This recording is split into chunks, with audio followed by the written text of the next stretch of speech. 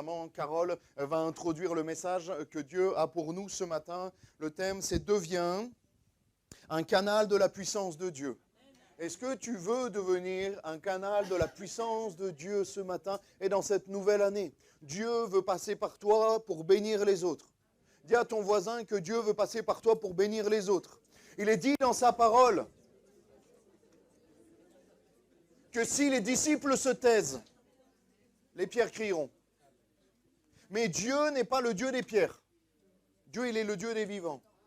Et il veut que ce soit les vivants, il veut nous utiliser. Dieu n'a pas besoin de toi, mais il veut t'utiliser. Il te fait cette grâce de t'utiliser. Il pourrait le faire lui-même. Il a même utilisé une ânesse pour parler. Mais il veut t'utiliser. Dieu veut t'utiliser ce matin pour que tu deviennes son canal, un des canaux de sa puissance. Marc 16, verset 15. Puis il leur dit, ça c'est le mandat que Dieu nous a donné. Alléluia. Juste avant de partir au ciel. On est ensemble, pour tous ceux qui ont leur Bible, c'est bon d'avoir sa Bible papier. Hein? Montrez votre Bible papier pour ceux qui l'ont, je ne veux pas avoir de téléphone. Alléluia. Il faudra rajeunir la moyenne d'âge de ceux qui ont la Bible papier. Les jeunes, il faut avoir la Bible papier, c'est bon. On le lit ensemble, Marc 16, 15. Puis il leur dit, c'est Jésus qui parle. Allez par tout le monde et prêchez la bonne nouvelle à toute la création. Celui qui croira et qui sera baptisé sera sauvé, alléluia. Mais celui qui ne croira pas sera condamné. Voici les miracles qui accompagneront ceux qui auront cru en mon nom. Alléluia, ils chasseront des démons.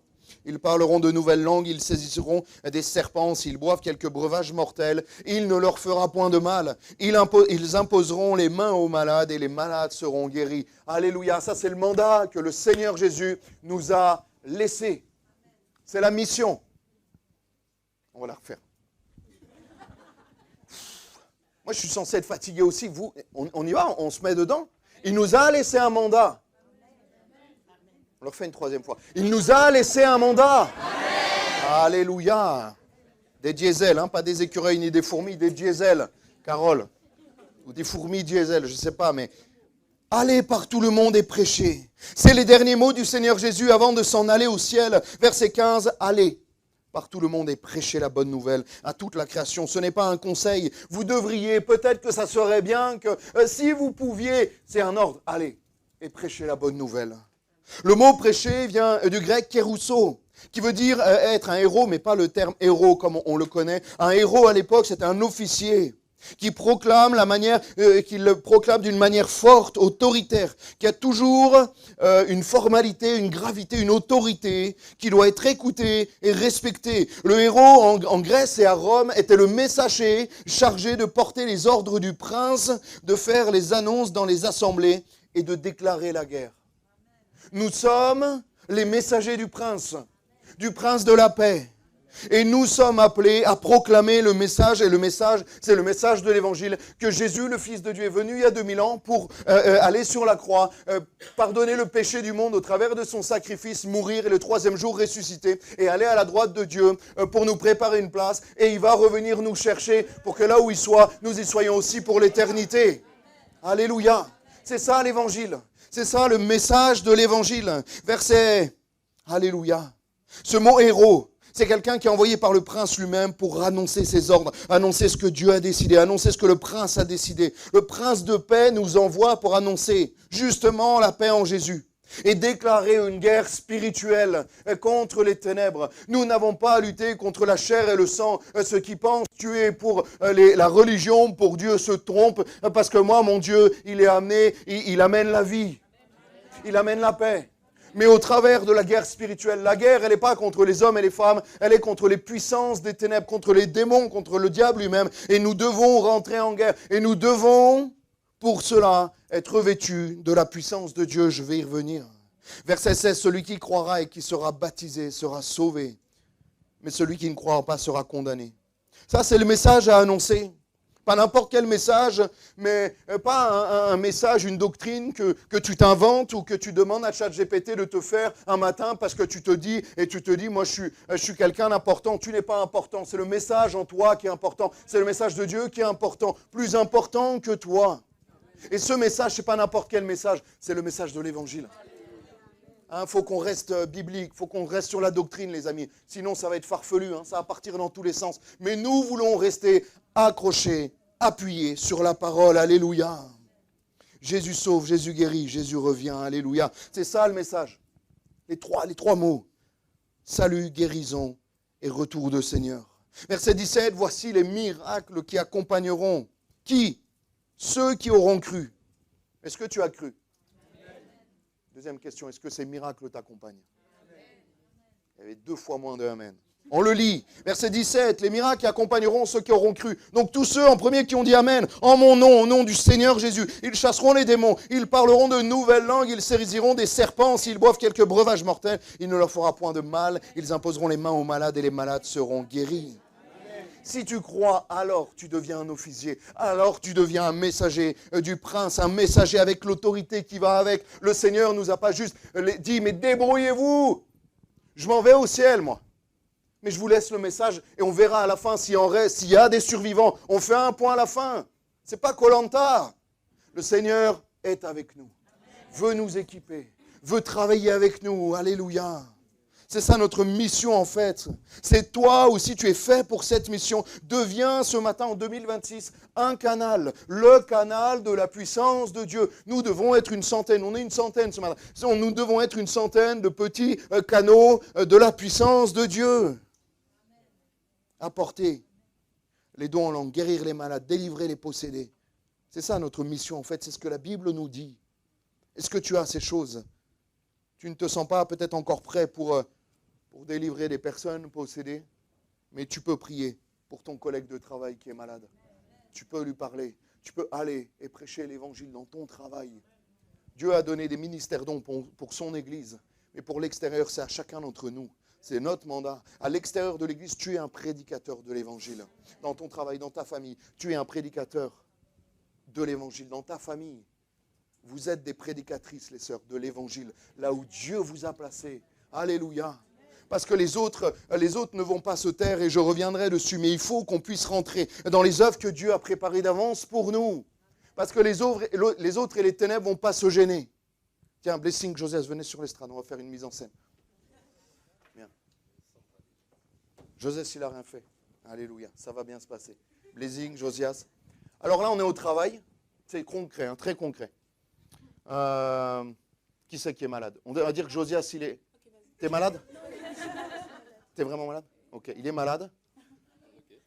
Moi, toi, tu es le chrétien. Et moi, je suis dans l'occultisme. Tu vois, je suis dans les ténèbres. C'est une mise en scène. Elle est malade. Dis-lui que tu es malade.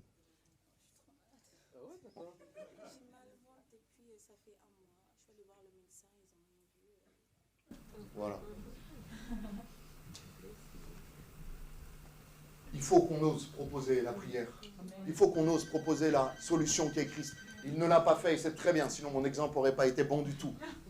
Parce que moi, derrière, je vais arriver avec mes cartes, avec mes pendules, avec ma voyance. Et je vais lui dire, mais t'inquiète pas, allez, bouge le chrétien. Et je vais lui dire, mais on va faire un peu de magnétisme sur le bras pour qu'elle soit guérie. Eux, ils vont oser, hein. Si lui, il n'ose pas, si toi, tu n'oses pas, eux, ils vont oser. Mais t'inquiète, je vais lire les lignes dans ta main. Je vais voir là ton arbre généalogique, je vais remonter jusqu'aux branches du haut, là, du bas. Et je vais aller chercher dans tes ancêtres, machin. Ils vont oser dire ça. Est-ce que vous l'avez déjà entendu sur vos lieux de travail, ces choses-là? Levez la main, ceux qui ont déjà entendu ça. Et toi, si tu n'es pas à côté, en train de pousser ces gens-là, en train de dire, mais moi je vais prier au nom de Jésus-Christ. Amen. Que tu sois guéri. Amen. Ouais, alléluia. Merci Blessing, merci Josias. Mais je crois qu'il faut qu'on prenne notre position. Et je me souviens d'un moment où on était en repas avec mes amis. Aucun n'est chrétien ou de religion catholique, mais aucun n'est vraiment, véritablement au Seigneur. Il y a une forme de religiosité, de tradition, comme la plupart. Mais à un moment donné, mon amie Sophie, la femme de mon ami Jean-Marie, on est à table et elle me dit, mais j'ai des maux de tête depuis que je suis enfant, depuis que je suis jeune. Et là, on était au fin de repas de Nouvel An. Certains avaient plus bu que les autres. Et là, elle me dit, elle parle de ces maux de tête qui m'handicapent au quotidien. Je dois prendre des Doliprane tous les jours. Et même, des fois, je dois arrêter de travailler. Des maux de tête, j'ai l'impression que mon crâne va exploser. Et je la laisse parler. Je n'étais pas affermi comme je peux l'être plus aujourd'hui. Et je l'ai laissé parler. Et même l'évangile, la prière ne me venait même pas en tête pour elle.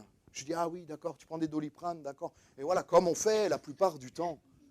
Et là, elle a commencé à me dire, mais ma belle-sœur m'a conseillé une personne à aller voir dans le village d'à côté pour qu'il coupe mon cordon ombilical spirituel.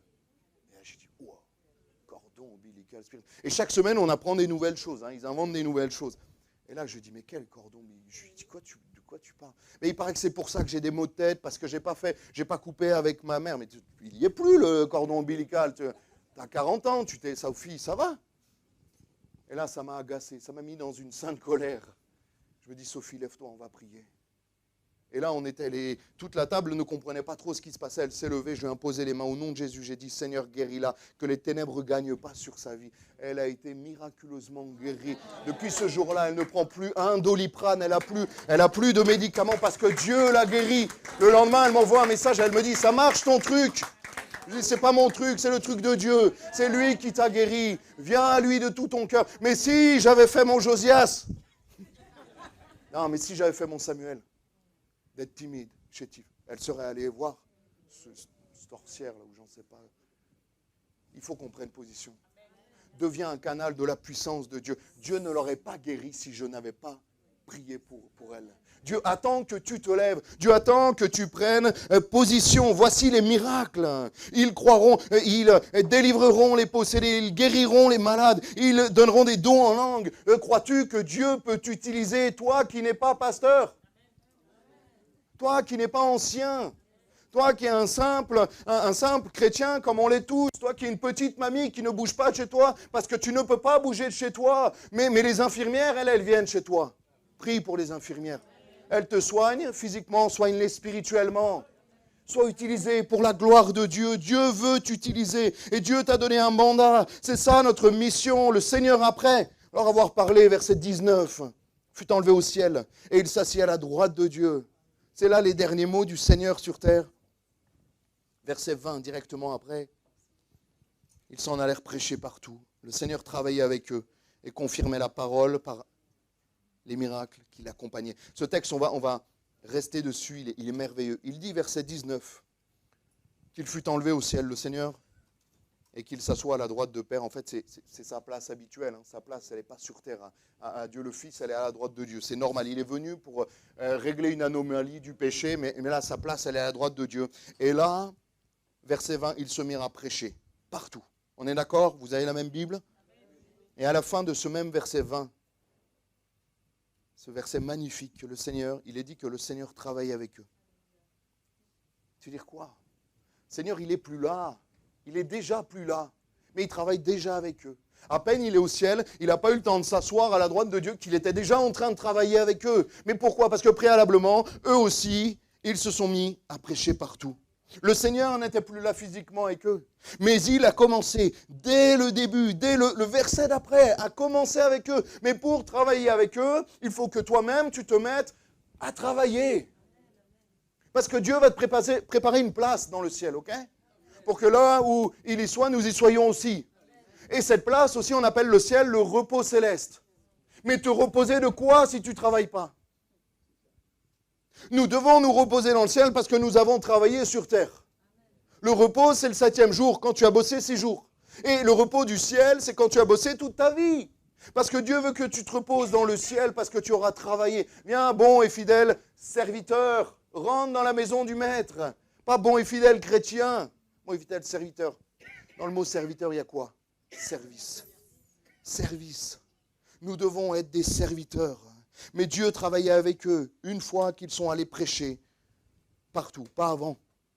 Dieu attend que tu te mettes au travail. Dieu aimerait travailler avec toi, mais il attend que tu te mettes au travail. Seigneur, je ne vois pas les miracles et les prodiges qui accompagnent ta parole. Mais pourquoi? Parce que tu n'as pas encore mis la parole en pratique. Tu n'es pas allé prêcher l'évangile partout. Tu n'arrives pas à parler. Demande au Seigneur de t'aider, de sortir de ta timidité. Et il va le faire. Sois un canal cette année de la puissance de Dieu. Quand c'est la dernière fois que tu as dit à quelqu'un que Jésus pouvait agir dans sa vie et dans ses problèmes?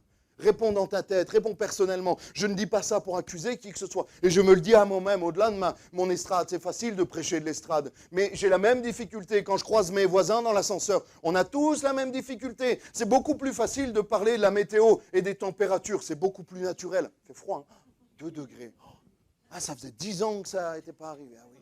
Oui, mais ça devrait se réchauffer dès lundi. Ça, on est fort. Hein. Moi, je suis très fort pour ça. À un moment donné, il faudra passer à la vitesse supérieure. Quand c'est la dernière fois, réponds dans ta tête et sans aucun jugement, vraiment, que tu as invité une personne à l'église. Que tu as dit ce vendredi, viens, on priera pour toi. Le pasteur, les anciens, l'église priera pour tes problèmes. Quand c'est la dernière fois, t'inquiète pas, on va se débrouiller, on fera 3 à 4 cultes s'il le faut.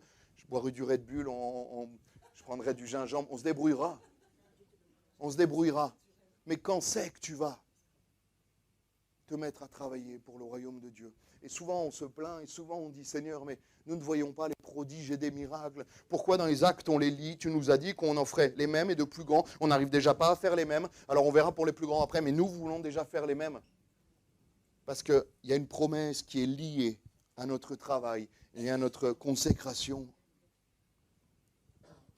Vous avez remarqué la mission que le Seigneur nous a donnée, ce n'est pas qu'ils croient. Il n'est pas dit, mais faites-les croire. Ils doivent croire. Vous devez les faire croire. C'est pas ça. Allez et prêchez. En tant que chrétien, c'est très important ce que je dis. Tu n'as pas une obligation de résultat. Tu as une obligation de moyen. Le moyen t'appartient. Je ne vous avais pas compris. Je bois et comme ça vous...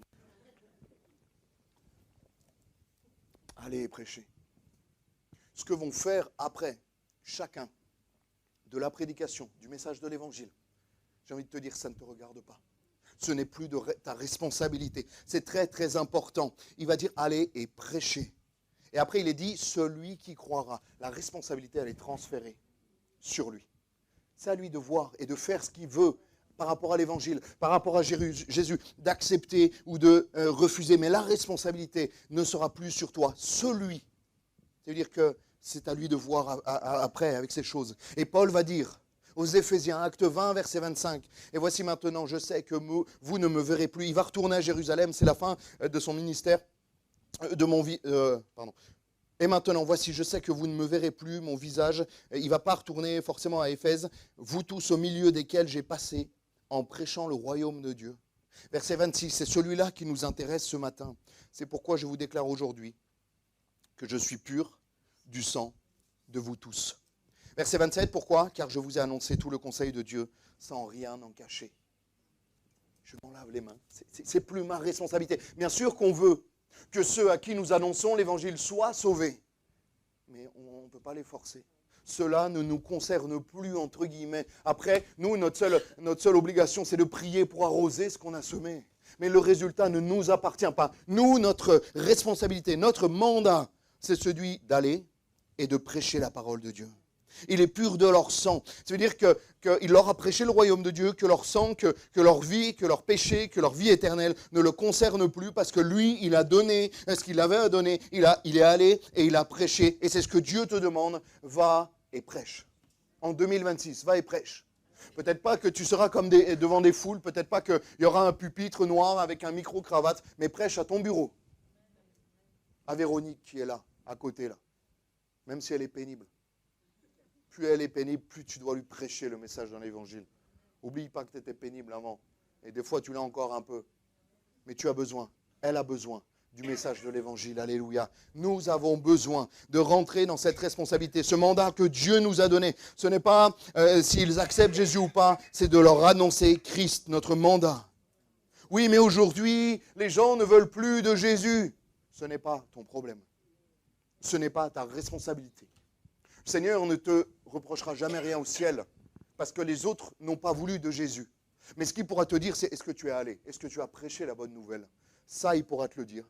Il ne te dira pas, quand tu as prêché, personne n'a accepté Christ, tu as eu 0 conversion de toute ta vie, alors tu es celui qui a le plus prêché dans l'église, peut-être que tu prêches mal. Il ne te dira jamais ça.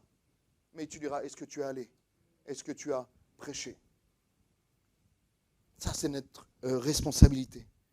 Deuxièmement, que je voulais voir avec vous, Dieu veut t'équiper pour t'utiliser. Dieu ne veut pas t'envoyer au combat, Dieu ne veut pas t'envoyer au front comme ça, sans armes, sans bouclier, sans protection. En Acte 1, verset 8, on va s'arrêter plus sur le livre des Actes. Mais vous recevrez, alléluia, une puissance, le Saint-Esprit, survenant sur vous, et vous serez mes témoins à Jérusalem, dans toute la Judée, dans la Samarie, jusqu'aux extrémités de la terre et jusque dans ce quartier de l'Ariane. Alléluia. C'est la version niçoise que j'ai en Bible.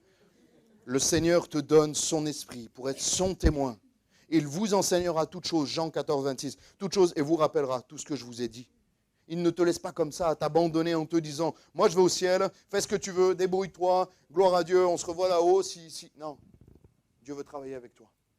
Dieu veut t'équiper et travailler avec toi. Tout ce que tu as reçu cette semaine, de la part de l'Esprit de Dieu, de la part de Dieu lui-même, dans les guérisons, dans le renouvellement, dans les dons, dans le baptême du Saint-Esprit. Premièrement, instantanément, j'ai envie de dire, c'est pour toi. Le jour même, c'est pour toi. Le lendemain, c'est pour les autres. Dès le lendemain. Mais vous recevrez une puissance, le Saint-Esprit survenant sur vous. Ah, gloire à Dieu, ça m'a réchauffé, j'ai senti les petits papillons, les petits guillis dans le ventre. Mais après la virgule, il m'est dit, et vous serez mes témoins à Jérusalem. Dès le lendemain, dès le soir même, dès que tu sors de l'église, le Saint-Esprit, il n'est plus pour toi, il est pour les autres. Ce que Dieu t'a donné, c'est pour l'utiliser pour les autres. Amen. Acte 1, verset 13. Quand ils furent arrivés, ils montèrent dans la chambre haute où ils se tenaient d'ordinaire. C'était Pierre, Jean, Jacques, André, là il y a les 11, André, Philippe, Thomas, Barthélemy, qui est Nathanaël, Matthieu, Lévi, Jacques, fils d'Alphée, Simon le Zélote et Jude, fils de Jacques. Tous d'un commun accord persévéraient dans la prière avec les femmes et Marie, mère de Jésus, et avec les frères de Jésus. En ces jours-là, Pierre se leva au milieu des frères. Le nombre de personnes réunies était environ 220. Le Saint-Esprit n'est pas encore descendu par rapport à la Pentecôte, il va le faire, que déjà ils ne sont plus 11, parce qu'il n'y a plus Judas, il y a les 11 apôtres, mais ils sont... Le Saint-Esprit, pour être les témoins, il n'est pas que pour les apôtres. Sinon, ils auraient été 11 dans la chambre haute. Si c'était que pour les pasteurs, que pour les ministères dont le Saint-Esprit et le témoignage de la parole de Dieu, ils auraient été 11. Et Dieu leur aurait donné le Saint-Esprit aux 11. Mais là, je vois qu'ils sont 120. Donc les 11 et les autres. Arrête de croire que c'est que pour les autres, juste pour le pasteur, de voir la gloire de Dieu. Arrête de te reposer peut-être et de mettre peut-être un manque de volonté pour voir le royaume de Dieu et de le mettre sur le pasteur en disant, mais lui, c'est le pasteur, lui, il a reçu quelque chose de particulier. Là, dans la salle où ils étaient, il y a eu les 11 apôtres, mais il n'y avait qu'un apôtre, Pierre. On va y revenir, c'est tellement intéressant. Vous êtes toujours là ? Ça va ? Alléluia. Toi aussi, à partir d'aujourd'hui, tu peux devenir un canal puissant de la puissance de Dieu. Un canal de la puissance de Dieu. Dieu peut t'utiliser et veut t'utiliser pour sa gloire. Et quand l'Esprit descend, il n'est pas descendu sur les 11, mais sur les 120. Il n'est pas descendu juste sur le pasteur, mais toi, il t'a équipé cette semaine. Il t'a équipé. Et moi, je prie pour que Dieu transmette son esprit. Mais une fois que tu l'as, tu dois œuvrer, alléluia, comme Dieu, ce que Dieu t'appelle à faire.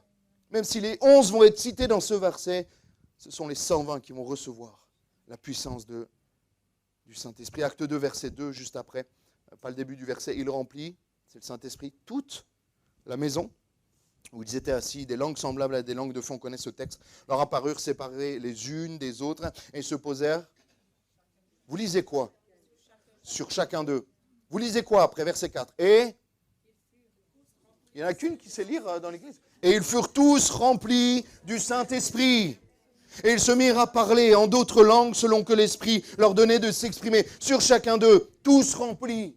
Toi, tu dois être rempli du Saint-Esprit. Non pas pour toi, pour être réchauffé parce que tu as froid, mais pour aller annoncer l'Évangile. Dès la fin du chapitre 1 des Actes des Apôtres, Pierre, il avait pas de temps à perdre. Pierre, il n'aurait pas laissé blessing, là, comme ça, avoir mal. Il aurait prié. Je pense qu'il n'aurait même pas demandé. Il aurait posé sa main sur sa tête et elle aurait été guérie instantanément. Pierre n'avait pas le temps, de temps à perdre. Pierre va prêcher et 3000 vont se convertir.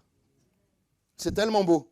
Acte 5, verset 12. Beaucoup de miracles et de prodiges se faisaient au milieu du peuple. Par les mains des apôtres, ils se tenaient tous ensemble au portique de Salomon et aucun des autres n'osait se joindre à eux. Mais le peuple les louait hautement. Le nombre de ceux qui croyaient au Seigneur, hommes, femmes, s'augmentait de plus en plus, en sorte qu'on apportait les malades dans les rues et qu'on les plaçait sur des lits et des couchettes afin que lorsque Pierre passait, son ombre au moins couvrit quelques-uns d'eux.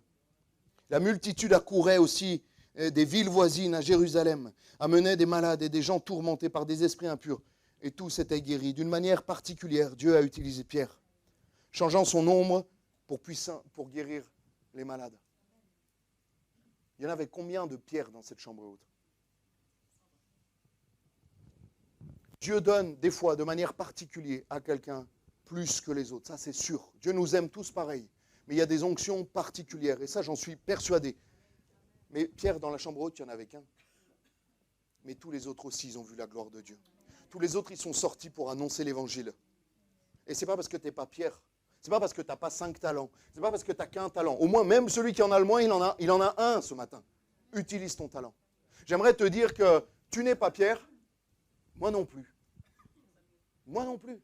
Mais nous avons reçu quelque chose de la part de Dieu pour œuvrer, pour voir la gloire de Dieu, alléluia, d'une manière particulière. Et Dieu veut changer ce qui est le plus faible en toi pour le rendre le plus puissant. Ton ombre. Qui cette semaine a pensé à son ombre? Quand tu es sorti de chez toi, est-ce que tu as vérifié que ton ombre était là et te suivait? Quelqu'un a déjà... Ce n'est pas la chose à laquelle on pense en premier. On oublie son ombre. C'est tellement insignifiant, l'ombre. Vous imaginez l'ombre de quelqu'un. Ça fait peut-être 1 an, 2 ans que je n'ai pas focalisé mon ombre. Ah, mais j'en ai plusieurs parce qu'il y a plusieurs... Mais on ne pense pas à son ombre. Et Dieu va utiliser la chose la plus insignifiante de la personne de Pierre pour guérir les malades. Vous imaginez la puissance. Là, dans l'ombre, quand Paul passait, ça guérissait les malades. C'est merveilleux. Et Dieu veut changer. Peut-être ta faiblesse. J'ai connu des prédicateurs qui avant étaient bègues. Et Dieu leur a donné une éloquence particulière. Parce que Dieu veut utiliser tes faiblesses pour le changer en force. Alléluia. Ta timidité en force. Il y a des fois des prédicateurs, j'entends leur témoignage, ils disent, j'arrivais pas à me présenter devant la classe, je devenais tout rouge, je bégayais, je me figeais. Et Dieu en a fait l'un des meilleurs orateurs pour la gloire de Dieu. Dieu veut changer le mal en bien. Paul a été utilisé puissamment aussi, acte 19, verset 11, et que Dieu faisait des miracles extraordinaires par la main de Paul, au point qu'on appliquait sur les malades des linges ou des mouchoirs qui avaient touché son corps, et les maladies les quittaient, et l'esprit malin sortait. C'est merveilleux. On n'était pas là sur des farfelus. Aujourd'hui, il y a tellement de farfelus. Il y en a qui ont vraiment quelque chose, mais il y a aussi des farfelus qui mettent des coups de veste et tout, et là, ça part dans tous les sens avec des mouchoirs. Non, non, mais là, c'est Paul. Et là, c'est la puissance de Dieu qui est puissamment utilisée. Tu n'es pas Pierre, ok? Tu n'es pas Paul. Mais Dieu veut t'utiliser puissamment. Dieu veut t'utiliser puissamment. Parce que les 120 dans la chambre n'étaient pas tous Pierre et Paul. Mais tous ont été puissamment utilisés, je le crois. Pour toi aussi. Il y a une autorité particulière, il y a un mandat. Le mandat est effectif pour toi. Dis à ton voisin qui commence à s'endormir, là, dis-lui, le mandat d'aller et de prêcher est aussi pour toi. Si tu crois, c'est même pas la condition, c'est même pas le baptême, c'est si tu crois. Prépare le baptême, sois obéissant à la parole. Mais si tu crois, tu peux déjà rentrer dans le mandat que Dieu a prévu pour toi. Si la Bible parle d'une autorité particulière dans l'Église pour les ministères dons et les anciens, pour ce qui est du dehors, le mandat est donné à tous. Le mandat de l'évangélisation est donné à tous et à chacun en particulier. On va prendre un exemple. Étienne, acte 6. Étienne, il était quoi? C'est quoi le titre biblique de Étienne? Je vais inviter des théologiens, les frères. Ah, même pas un, Seigneur. Merci Jean. Une voix forte, Jean, alléluia. Lui, il prêche l'évangile, Jean. Tu as raison. Il faut être sûr de la parole. Acte 6. Des disciples, là, vont se plaindre. Il y avait aussi des églises. À peine l'église, elle écrit, il y a des problèmes dans l'église. C'est pas que... C'est partout, hein. Dès la première église. Le problème, c'est pas qu'il y a des problèmes, c'est comment on les gère spirituellement. Okay, là, en fait, ils vont dire, mais nos veuves, les Grecs vont dire, les nouveaux chrétiens, les chrétiens veuves, grecs, ils faisaient deux petits groupes, il y avait déjà un clan, les Grecs et les Juifs, les chrétiens grecs, d'origine grecque et Juifs. Et ils vont dire, mais nos veuves, les Grecs vont dire, nos veuves, elles sont délaissées dans la distribution des repas. Et là, ils vont mettre en place quelque chose. Le Seigneur n'est pas encore parti depuis quelques temps, il y a déjà des embrouilles, sous fond même de différentes entre des ethnies, des origines, et il y aura toujours des problèmes dans l'Église, parce qu'il y a un enjeu spirituel. Ça, c'est sûr. Mais là, la question, ce n'est pas s'il y aura des problèmes, on sait qu'il y en aura. Comment on les gère spirituellement? Comment on les gère d'une manière spirituelle, d'une manière biblique, d'une manière remplie d'amour avec le Seigneur. L'Église, c'est-moi vous dire, j'ouvre une parenthèse, l'Église est parfaite parce qu'elle est l'épouse de Christ. L'épouse de Christ, elle peut être que parfaite. L'épouse de Christ, jusqu'aux noces, elle est imparfaite aussi parce qu'il nous l'a confiée à nous. On est d'accord ? Elle est parfaite parce que c'est l'épouse de Christ et elle est imparfaite parce que c'est nous qui devons la composer et la gérer. Mais elle sera parfaite pour l'éternité. Alléluia. Parce que le Seigneur nous rendra parfaits.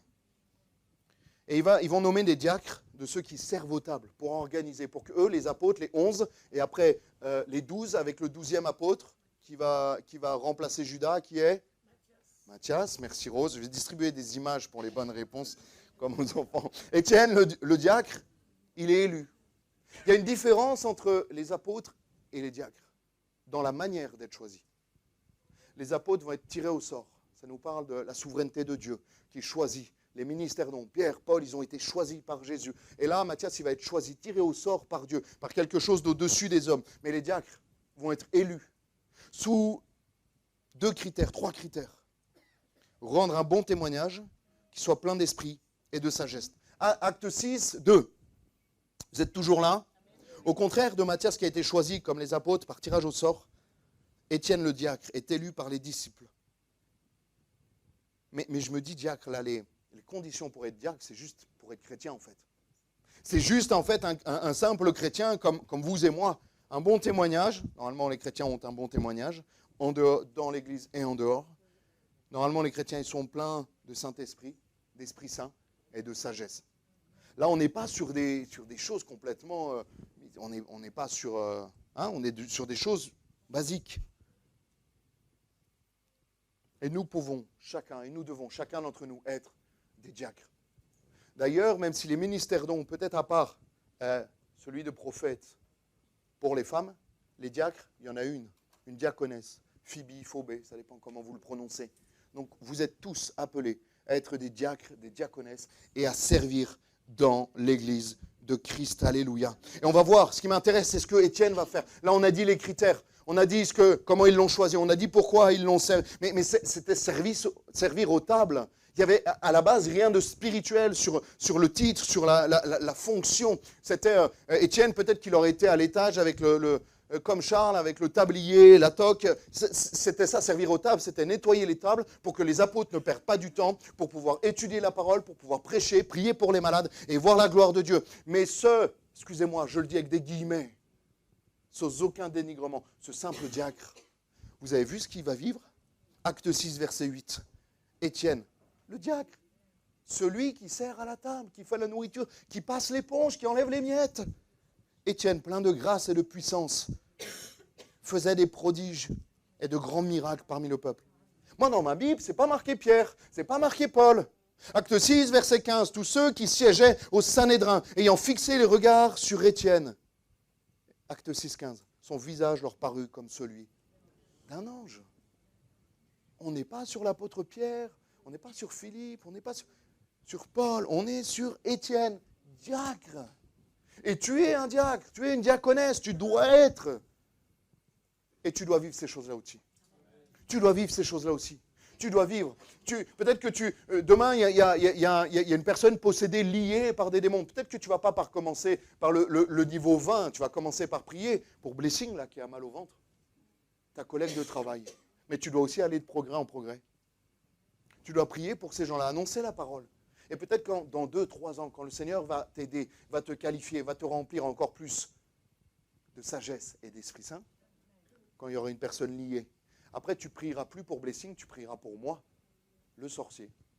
Et je serai délivré au nom puissant de Jésus. Mais il faut que tu vives ça. Arrête de te dire, non, celui-là, c'est que pour le pasteur, c'est un gros morceau. Mais toi, deviens un gros morceau spirituel. Je ne sais pas si ça se dit, il faut vraiment mettre les guillemets là. Deviens un gros morceau spirituel. Hébreux 4, verset 3. Pour nous qui avons cru, nous entrons dans le repos. Le repos, il est pour celui qui travaille. Le repos, il est toujours pour celui qui travaille. Il y a 6 jours de travail et 1 jour de repos. Et nous, ça sera l'éternité, ça sera encore plus long. Mais pour ceux qui travaillent, je le crois de tout mon cœur. Alléluia. Et enfin, je vais finir, je ne vais pas être très long, mais avec le mandat et l'autorité que Dieu t'a donné peut juste couper le chauffage, non, il fait chaud? Ou c'est moi? Sur Estrade, il fait plus chaud. Avec le mandat, non, si vous avez froid, ne coupez pas le chauffage. Hein, moi, je suis différent, hein, je viens de la montagne. Matthieu 28, 19. Allez, faites de toutes les nations des disciples, les baptisants, au nom du Père, du Fils et du Saint-Esprit, et enseignez-leur à observer tout ce que je vous ai prescrit. Et voici, je suis avec vous tous les jours jusqu'à la fin du monde. Alléluia. Le message de ce matin est clair. Dieu veut t'utiliser. Dieu veut t'utiliser. Est-ce que dans cette année 2026, tu ne deviendrais pas un canal de la puissance de Dieu? Est-ce que 2026, tu vas aussi demander après Carole et après Huguette en disant « Mais moi aussi, je veux que Dieu m'utilise ». Elles ont, excusez-moi, je vous aime les sœurs, mais elles n'ont rien de particulier. Elles ont demandé la puissance de Dieu. Je n'ai rien de particulier, mais Dieu nous a remplis. C'est vrai. Dieu a tout donné à Huguette, ce témoignage incroyable. Elle ne savait pas lire. Dieu lui a donné miraculeusement le fait de lire. Elle a ouvert un livre. C'était la Bible, c'est ça? Elle a ouvert la Bible. Elle a su lire du jour au lendemain. D'un village reculé de la Réunion. Dieu l'a... Mais elle n'avait rien de particulier. Elle ne savait même pas lire. Mais Dieu l'a qualifiée. Et aujourd'hui, elle voit la gloire de Dieu. Elle est un canal de la puissance de Dieu. Alléluia. Dans ton domaine, dans ce que Dieu t'appelle à faire. Dans ce que Dieu t'appelle à faire, le message de ce matin, c'est que Dieu veut t'utiliser. Le Seigneur ne nous envoie pas seulement, il nous équipe avant de nous envoyer. Message chargé de porter les ordres du prince. Il n'y a pas juste, c'est pas un messager du prince qui est là en jogging avec un débardeur troué, non. Il y a le costume du ciel, il y a les insignes du royaume de Dieu, il y a le cheval vraiment stylé, le grand cheval blanc, alléluia. Il y a les soldats, les anges qui sont à côté. Quand tu te déplaces, quand tu es rempli du Saint-Esprit, quand tu es rempli de Saint-Geste, c'est pas juste toi, c'est toute l'armée céleste qui est avec toi. Quand tu pries pour Blessing qui a mal au ventre à ton travail, qui ne connaît pas Dieu, ce n'est pas seulement toi, c'est la puissance de Dieu. Sinon, ne prie pas pour elle, ça ne sert à rien si c'est seulement toi. Mais je crois que quand tu pries, c'est le Saint-Esprit qui la touche directement. Mais pour qu'elle soit touchée, il attend que tu fasses un pas de foi et que tu oses prier. Le Seigneur nous a tout donné pour travailler. La parole de Dieu, son esprit, l'Église, les ministères, la prière, les anges, toutes ces choses-là que Dieu nous met à disposition. Et souvent, on sous-estime ces choses-là. Je me souviens, et des fois, on me dit, mais même des collègues, des fois, pasteurs, ils me disent, mais moi, je n'ai pas reçu un ministère de délivrance. La délivrance n'est pas un ministère, c'est un mandat pour tous ceux qui ont cru. La délivrance des démoniaques, au-delà même des pasteurs, ceux qui ont cru doivent faire un impact. Je me souviens d'un homme de Dieu, c'est un enseignant, vraiment, il est toujours en vie, c'est un enseignant, et il avait une personne liée en face de lui dans son bureau. C'est une manière particulière, mais ça marchait. Il se posait, on me l'a dit hier, il s'asseyait sur son bureau et il lisait la Bible. Et juste en lisant la parole de Dieu, les démons étaient chassés. Vous imaginez la puissance de la parole de Dieu qui chasse les démons. Mais tu as toutes les armes. C'est dans ta tête que tu crois que tu es comme ça, en slip devant l'ennemi. Non, tu as l'armure. Dieu est avec toi. Dieu veut t'accompagner. Dieu veut te guider. Dieu veut te remplir et t'équiper pour que tu vois sa gloire. Est-ce que tu le crois ? Il faut que tu te vois comme Dieu te voit. Et pour ça, il faut lire la Bible. Vaillant héros. Mais non, je suis le plus petit de la plus petite tribu, Gédéon, le plus petit, je fais 1m20. Non, mais Dieu ne voit pas ça. Dieu, il voit un vaillant héros. Vous n'êtes pas convaincus. Est-ce que vous croyez que vous êtes des vaillants héros ? Crois-le de tout ton cœur. Alléluia. Je suis là avec vous tous les jours jusqu'à la fin du monde. Il nous accompagne. Pas un jour sur deux, il n'y a pas d'astérix hors jour férié, le dimanche juste de 9h à midi, comme les supermarchés, je ne suis pas ouvert l'après-midi, c'est dimanche, non. Il nous accompagne chaque jour, chez toi, à l'église, en dehors, sur son travail, la nuit, le jour, férié ou pas, à 3h du matin, quand tu es tourmenté par quelque chose peut-être de spirituel. Au nom de Jésus, tu as cette autorité. Tu as cette autorité. Pour conclure, on va prier, mais on va demander au Seigneur de oser pour le royaume de Dieu. Les ténèbres osent, les ténèbres font, ils ne nous ont pas attendus.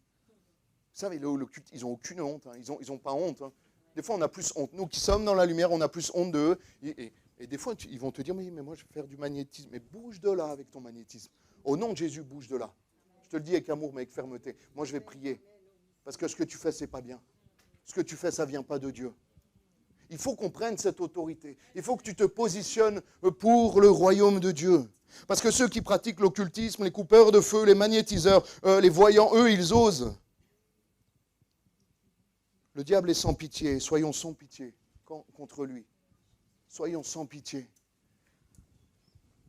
Il n'a aucune pitié.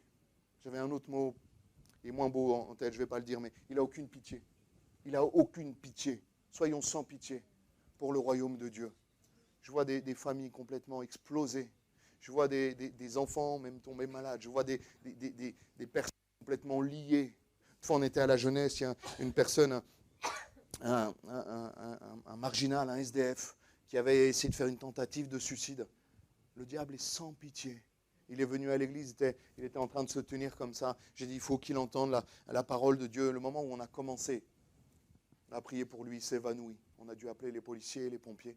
J'ai cru qu'il allait décéder dans l'église. Il est sans pitié. Au moment où on a prié pour lui, il s'est effondré, il était inconscient. Il ne répondait même plus à la douleur. Il est sans pitié. Je veux être sans pitié. Peut-être que je suis jeune, mais je n'ai pas de temps à perdre. On n'a pas de temps à perdre. Pierre, il n'avait pas de temps à perdre. La fin des actes, il reçoit le Saint-Esprit. Il n'a pas attendu la fin du chapitre, il a commencé à prêcher. Il a commencé à prêcher. 3000 se sont convertis. On n'a plus de temps à perdre. Les anciens, les jeunes, les moins jeunes, les cheveux blancs, ceux qui sont comme moi, qui n'ont plus de cheveux, on ne perd plus de temps. On va oser en 2026. Alléluia, pour le royaume de Dieu. On prie, Seigneur, merci pour ton amour, pour ta grâce. Merci parce que tu nous équipes, Seigneur.